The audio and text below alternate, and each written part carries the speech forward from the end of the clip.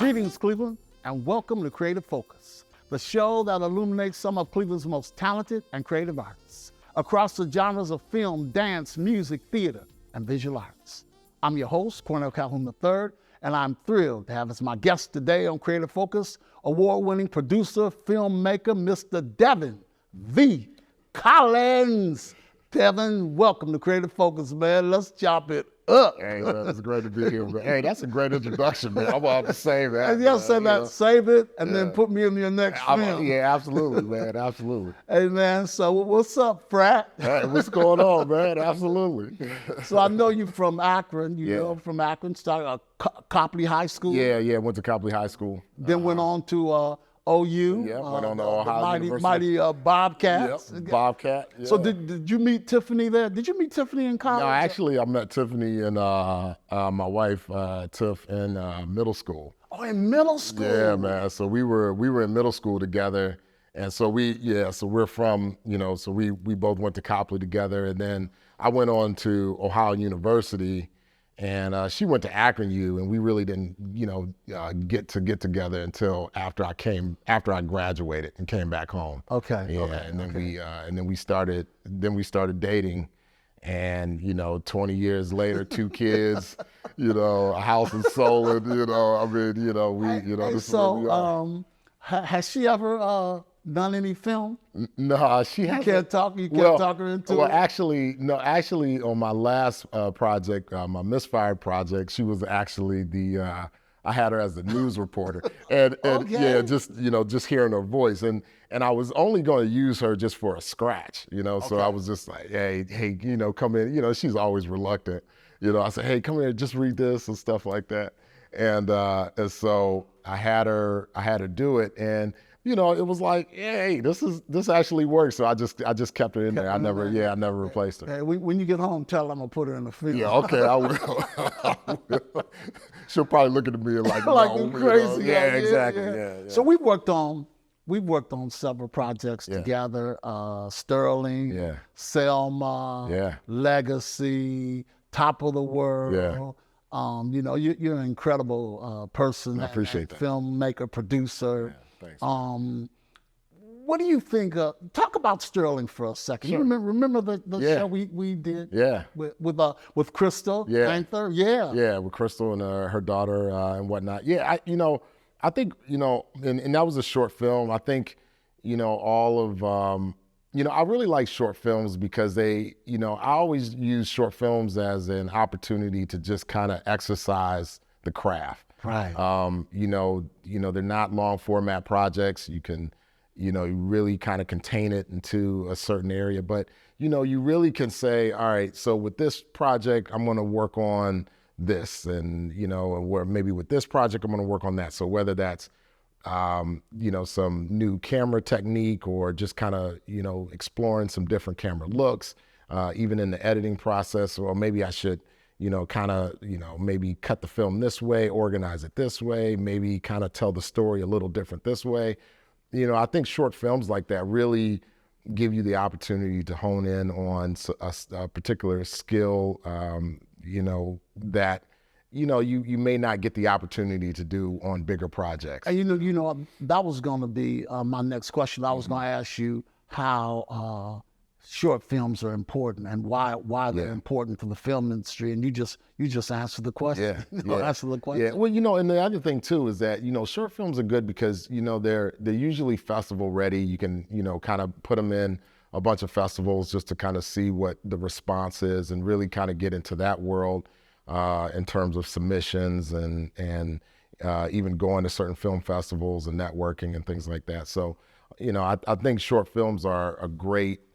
Plus, they don't break the bank. They're you can make them, pretty affordable and whatnot. And so, get a small team together for a few days and make a decent project. Make a decent project. Yeah. So let's take a look at the first project that I worked on with Mr. Devon Collins, Sterling.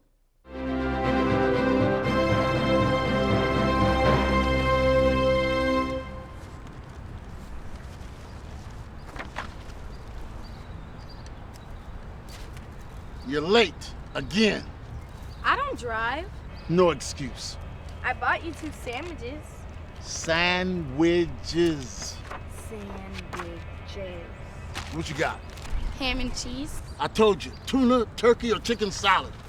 We ain't no Subway. You're not. I told you, wheat, rye, whole grain. Maybe I didn't hear you clearly. Maybe you're just impotent. Maybe. At least it's a nice day out here, even if the company leaves a lot to be desired. Feelings mutual, Missy. So what's your new play about? Living life on your own terms. Mom says life is what you make it. Mommy's so original. Hey, Paradise, let's get going. Let me talk to him. You could have said gentlemen. I could have. Good luck. He's having one of his days. Get here on time tomorrow, midget! You know, I'm not bringing her here tomorrow. You should just tell her the truth. Tell her the truth. She doesn't need to know. She needs to know so she'll understand. She needs to know so she'll understand that love and marriage don't mean much. Here you go. If you're referring to Mom, she just needed a friend, a companion. You gave her gifts, gave her money, things, but you never gave her your time. You never gave her you. That's what she wanted. That's what she wanted most. You know, with you, it was all about the next play, audition, rehearsal.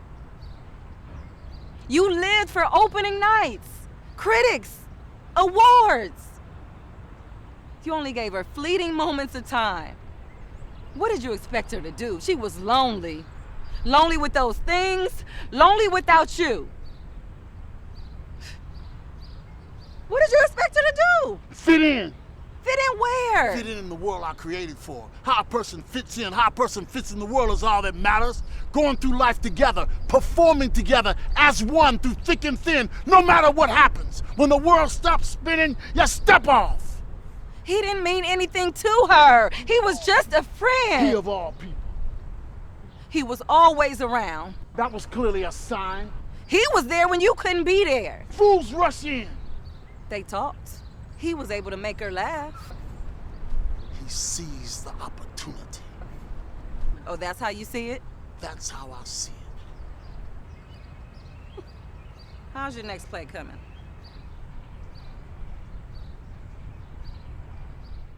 Yeah, see, I love that film. That was one of my first actual short films, because I got started in 48 hours. That's when we started. We kind of slipped out of theater and then started to move into film, and 48 hours was a good venue. Yeah. So Yeah. Devon, how did you get into film production, media production? Yeah, it's it's interesting because in high school, I had already, my junior year, I had already pretty much committed to, well, there were 2 schools that I was looking at going to. It was Ohio University and Florida A&M. You know, I was a big band guy, in high school. So HBCU. And so, I was a percussionist. And so, I wanted to go, it was a dream of mine to go to, an HBCU and play in the band and things like that. But just in terms of just financial, situations and whatnot, my dad was like, yeah, you should kind of look at, Ohio University as well, because both of my parents went to Ohio University. So I was like, I said, okay, well, I'll look at it. And then, I ended up committing to it. And I ended up committing at the time, I think it was like the end of my junior year, I ended up committing and looking at going into the business track of Ohio University. And so my senior year in high school, I actually took a TV media course TV media class, and I was doing the morning announcements. I was actually doing the morning announcement with Bessie Kling, who's on Channel 3. Shout out to Bessie Kling, my old high school buddy. And I really just kind of fell in love with, because I would produce certain, small packages and whatnot, and it was great. And so then when I got to Ohio University, I actually ended up changing my major from business, because I was only doing business because that's what my dad did. Okay. And so I actually changed my major from business to telecommunications. That's kind of what it was under at that time. And I did a track in video and audio production. And then I also actually went over into the film school. You could only take certain film classes. You couldn't take a whole lot of them because you had to be a grad student to take a lot of those film classes at OU at the time. But I was able to kind of get in and I just had a great educational career down there, just learning film, learning editing. I did a bunch of projects. I worked on a bunch of student projects, and it was just, the education that I got down there was a real solid base for when I graduated and, just kind of started to try to get into the working field. So what do you enjoy most about making films? Well, I'm an editor by trade, so that's kind of like my whole technical background. But, and I like editing because I can really craft the story to kind of how I want to craft it, Right. I have, some control issues when it comes to projects and whatnot. So I tend to wear a lot of hats, but I think as I've gotten older though, I think, really making, it's just because there's a whole community that, in the arts, especially here, and this is kind of what I'm most familiar with. And I just love making projects with my friends. We have a great time. Yeah, like we did. Yeah, like we did. Yeah, we had a great time. The day never really feels, that long. And, being able to make really good looking creative projects with the people that you truly enjoy to be around. I mean, that's just a blessing because a lot of people aren't that fortunate, just Sure. from a working perspective. So what impact do you want the audience to have after viewing your work? I mean, what resonates with you? Yeah, it's that's an interesting question because I think each project is different. There's some projects, like Misfire, that I want people to just be intrigued by and follow the story, and kind of, see what's going to happen. It's kind of suspenseful. There's other projects like I did, like Toxic, which has, a real community feel to it in terms of, dealing with infant mortality, particularly within the Black community. And I really want people to get from that project a sense of just kind of taking their health in their own hands and really being proactive with making sure that, they're voicing their concerns to, healthcare professionals in terms of what's going on with them. And, I really want them to think about, and be aware that, these type of things happen. And what was the basic theme for the award-winning film Toxic? It actually featured a couple of our colleagues, Yeah. Crystal Panther and Mike Head. Yeah. Toxic was a great project, and it was one of the first times that I really got to. It was one of the first times that I really got to be a director, especially on the upfront portion of it. So, shout out to Chris Behringer for being the producer on that and really producing a great film. Shout out to executive producers, Tracy Carter and Sabrina Roberts for really, entrusting me and the team with, their vision of, kind of what this project needed to represent. And it was really, really, really just a great experience. And, the project ended up being, much bigger than any of us could have thought. It dealt with infant mortality. Yeah, it dealt with infant mortality. The full name was Toxic, A Day in the Life of a Black Woman. And it really looked at Crystal Panther, who played the lead. We really she was an affluent lawyer and whatnot who was pregnant. And she, we really just kind of followed her through the day in terms of dealing with a lot of the microaggressions that in this field, particularly Black women have to deal with on a day-to-day basis, and how that affects pregnancy. That's a good segue. So let's take a look at the trailer for Toxic.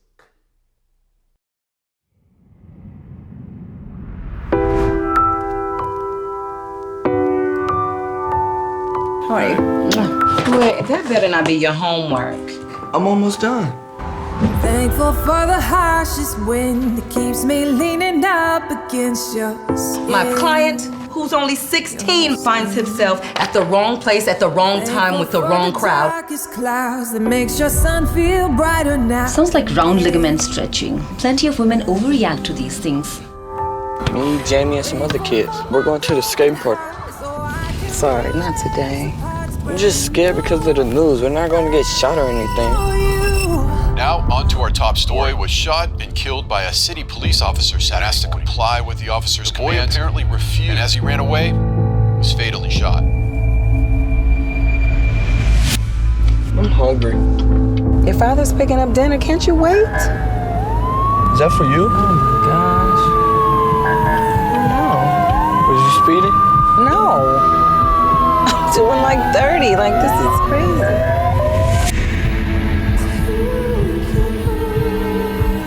Let the hard times come and work me over. I'll keep my composure. We'll pull through.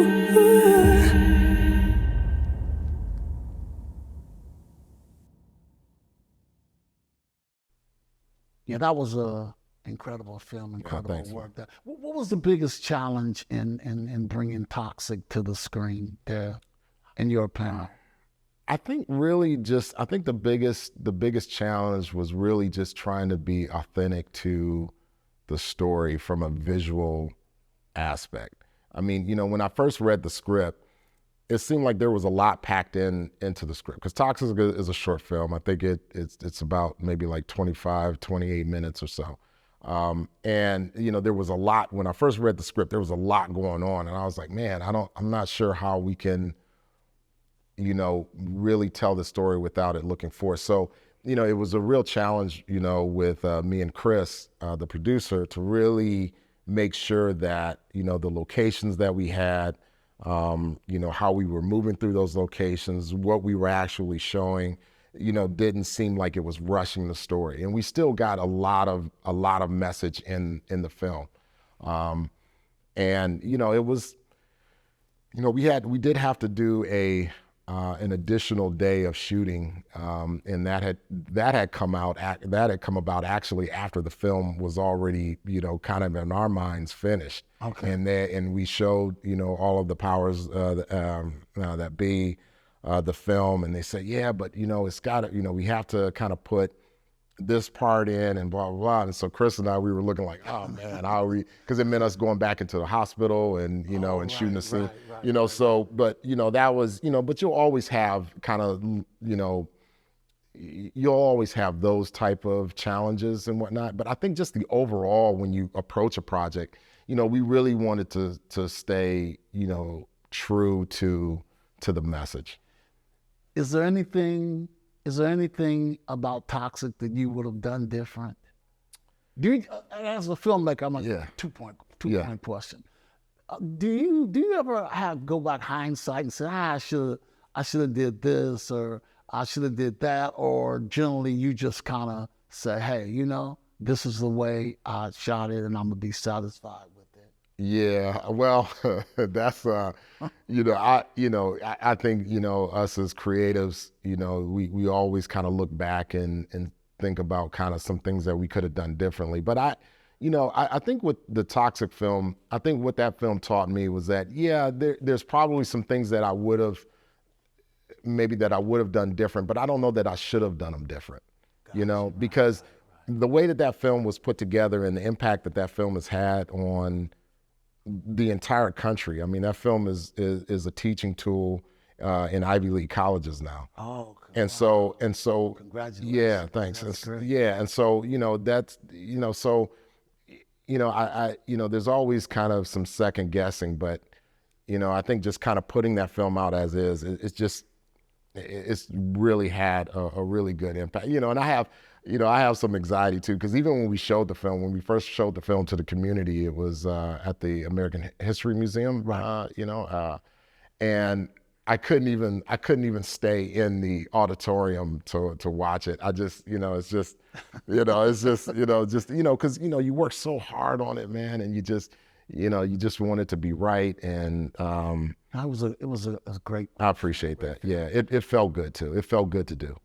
Talk about your company, Stimuli. Talk about your company, your production company that you have. Yeah, well, Stimuli Film, we're a marketing and branding company. Our office is located in Beechwood, right there on Commerce Park.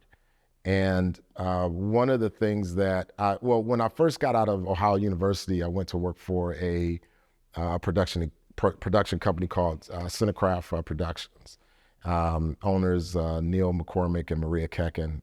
They're just ridiculously awesome people, and I love them to death. And they really helped me grow within the Cleveland corporate community. They helped me grow just even professionally. They showed me how to manage clients, work with, different personalities. It was just such a great experience.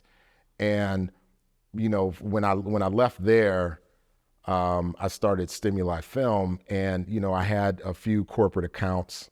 Shout out to Rob Meyer, who was also a sales guy there at Cinecraft, but he went on to go to Colortone staging, and we, Rob was, really instrumental in helping me, kind of grow my corporate clientele. And from there, I also had, an interest in doing narrative work as well. So, I would say at Stimuli, we probably do about maybe like 60 to 70% corporate work.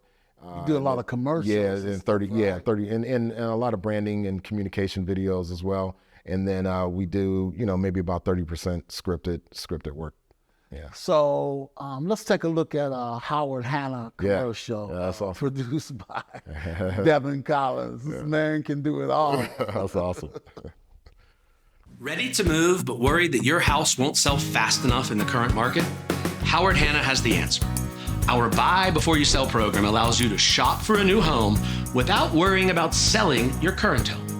We'll help you use the equity in your existing home to finance your purchase. This way, you can buy your dream home as soon as you find it. And the best part? There's no rush. At Howard Hanna, we've got the answers that take the worry out of real estate. Contact us today to get started. So, do you enjoy doing film, commercials, music videos? You just do it all, or do you have a preference? Yeah, I mean, I think just as I've grown, within the field, I'm really trying to kind of do more narrative work now. I still have a strong corporate focus because, in terms of financially, corporate gigs are really great for stability, and just even for company stability. And you meet a lot of people, you get to travel across the country, and some out of country and whatnot, and so I know, because every time I try to reach you, you're out in California. yeah, I like California. I see. So yeah, it's just I think it's but we a lot of producers and things that I work with now, we're trying to really develop more scripted content. What do you think separates Devon V. Collins from other producers? Man, I could say for me, just I could say that for me, in terms of how I tackle projects and engage with clients, I really like to listen to their needs. I mean, everybody has ideas about what they would like to do with certain projects and things like that, but I really have a listening focus, when it comes to my clients. I want to understand what message they're trying to get across. What is their end game? What is their call to action that they want people that are looking at their branded content, what they want them to do, how they want, their audience, the audience that they're trying to reach, how they want them to react. And so I have a strong focus on that. And I really just want to, make quality projects. I do a fair amount of community projects as well. And, my goal with that is really, to just make, Black folks look good. I have a strong You know, I really have a strong sense of commitment to that. You know, I want, you know, how it is that we're represented, how it is that we're seen to really look the best that I can possibly make it. And you also do music videos too, right? Not so much. I've done a couple and whatnot. I did one, you know, a couple maybe about a year ago with an artist named Mariah, and we actually shot that at Color Tone Staging and Rentals out there in Solon. We had an LED wall and whatnot, and that project turned out real well. And so I'll do some here and there, but that was Material. Yeah, that was Material Girl. Yeah. I got a clip of that. All right. See, I'm on top of my game. You are, man. So we have a clip of Material Girl, Devon V. Collins, one of the best in the business.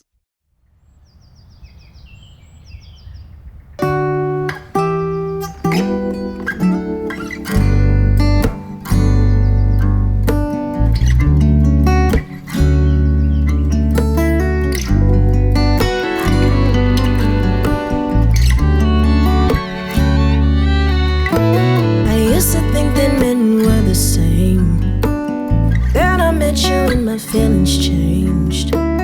Seems as though you looked inside of me, turned my dreams into reality. But as the story goes, lessons are meant to be told. It was never you that I needed, but the strength I didn't see within me. Feelings ain't right. Pushed them aside, but I didn't wanna sleep alone at night. What a cheap price tag, no really, what a cheap price tag. One night stay, it's getaway, energy strain, the price I pay. Diamonds say bling, bling, bling, but they can't feel me, feel me. Shoes make me tow, but who will catch me when I fall? Material girls, lover, material world. I don't want these things. Are you listening? Loyalty and time, love, keeping money, patience, teamwork, compatibility. If it's not right, I'll know in time. If feelings ain't right, I won't push them aside. I'm not satisfied. I'm not satisfied. Diamonds say bling, bling, bling, but they can't feel me, feel me. Shoes make me tow, but who will catch me when I fall? Material girls, lover, material world.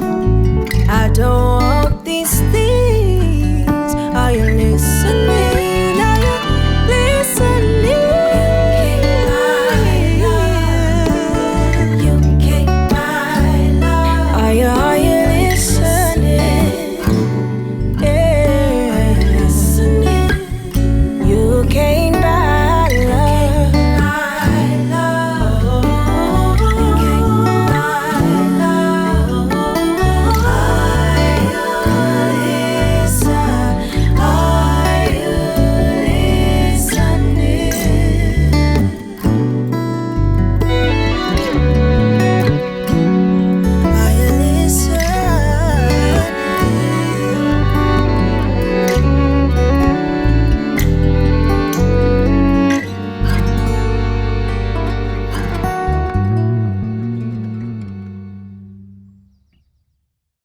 Yeah, man. Yeah. Yeah.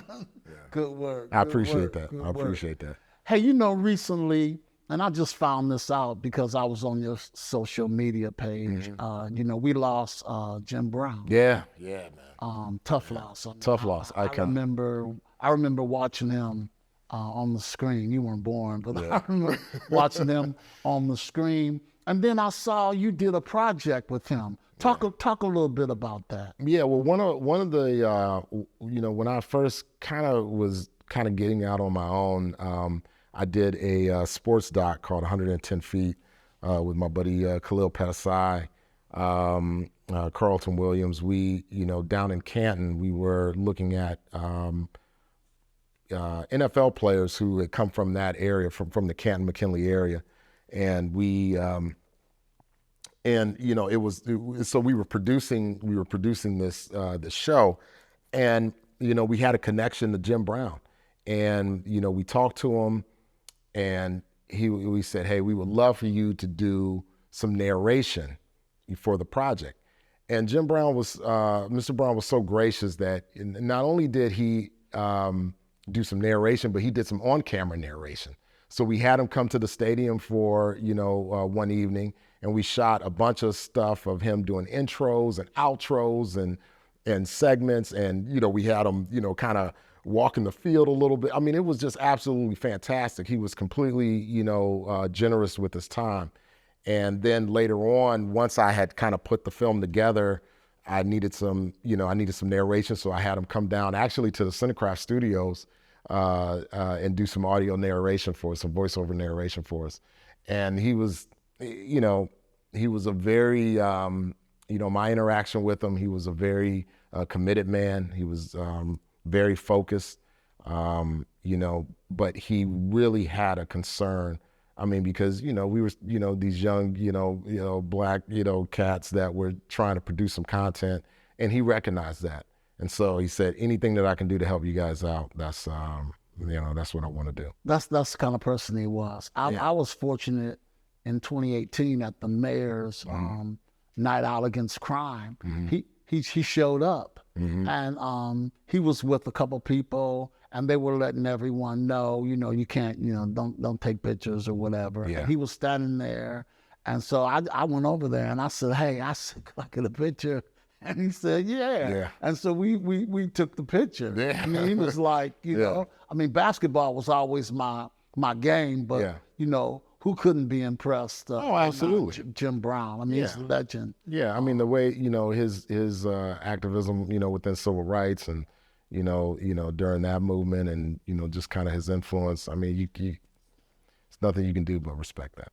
So you're on the board of the Greater Cleveland Urban Film Festival. Is that correct? Yes. Yeah. How long have you worked with them? I think I've been on the board for maybe about, 10 years now. I got to ask Donna Dabbs, who's the executive director.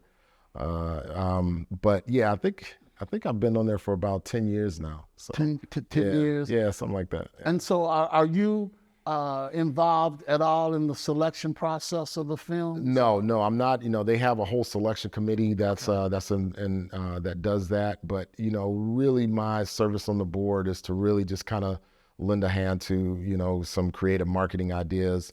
Also, just to just obviously, I just have an overall interest in just the health of that effort. So I think being able to showcase, especially, for local artists here, to have particularly with the film festival, and there's other, events that go on, but particularly with the film festival, it's great to really have a central place where us creatives can come together, really talk shop, really network, see who's doing what. Social media helps a little bit with that, but, there's nothing like that interaction and, just kind of bouncing ideas off of each other and just kind of seeing, what's upcoming and how we can help each other grow. Do you actively send your work to film festivals or no? Because I know some filmmakers do, some filmmakers don't. I know filmmakers who shelter their work. They would never send anywhere because they're afraid somebody is going to, steal it. Yeah. But how do you feel about that, Dale? Yeah, I think, I think most of, for a lot of my narrative work, I'll entertain film festivals, and do a few submissions and whatnot. And, just to see if, it's because there's a whole strategy behind that, so there's some marketing involved. There's, setting up a website for the film and all of that stuff. So, I think it just depends on what's going on. But, for the most part, I could look at my past projects, most of my narrative work have been, I've submitted to film festivals, yeah. So, what's next for Mr. Collins? What are you working on? What's going on? Yeah, it's I can never catch up with you. Oh man, yeah, man. Well, this business is ebbs and flows, right? So, there's some years that are really good years, some years, that are, not as good as the year before and whatnot. But I would say that, I'm always looking to see how it is that I can grow the Stimuli brand, how it is that I can grow the Stimuli business. And so there are a couple corporate contracts that I'm going after that, we're in the process of going after right now. On the narrative side, I've got another film project coming up with Brian Berry later this year, later this summer. And so we're going to be doing a film, working title right now is called Car Show. So we're in the pre-production stages of that. Yeah, that's, so between that and, just the fam. We need to do something. I know we have to do top of that world. Yeah. We gotta look at doing some more stuff. I mean, because every time I work with you, Cal, it's been great, man. You really have a good sense of storytelling and whatnot, man. And even during the COVID years, man, when it was, that was a challenge to get some productions done. And we actually did two productions. Yeah. We did Selma, which was an award-winning docudrama. Yeah. And then we did Legacy, which was another one for the city of Cleveland. Yeah. We produced them. So yeah, we didn't stop. No. And quick question: Have you ever done anything on the about the fraternity side of film? I have not, man, because I know. I can remember being on campus, and it was Alpha Beta chapter, Alpha Phi Alpha Incorporated, Talladega College. Yeah. We were walking on campus, thought Alpha Phi Alpha Incorporated. Did you guys do that? I know, that's too? Right. Yeah, when I was because I graduated Ohio University, remember Alpha Phi chapter down there. I graduated there in '97. Okay. So at that time, the whole digital, camera and age wasn't really going at that point. So there were some things that were kind of limited. Not so much like they are now. I mean, you can use your phone and produce, great looking content. We didn't have anything. Oh, absolutely. We barely had TV. But you know what? There are a lot of stories and whatnot that I think little stories that can be told, that involve the frat, members of it, and kind of some of the things that they've done, that are out there, and I just haven't explored that that's yet. Something we ought to do together. We ought to run a time period frat. Oh yeah, man, we could. I'm holding We definitely could. All right. I'm holding Absolutely. All right. Well, let's do it. If I have to come to California. Hey, if you had to come to California, come on, man. You know what I'm saying? All right. I want to thank my special guest, Devon Collins, for hanging out with us today on Creative Focus. So that's it, Cleveland. We're out. But remember, a true artist is not only inspired, but inspires others. I'm Cornell Calhoun III for TV20 and Creative Focus. Until the next time becomes our time, be well, be safe.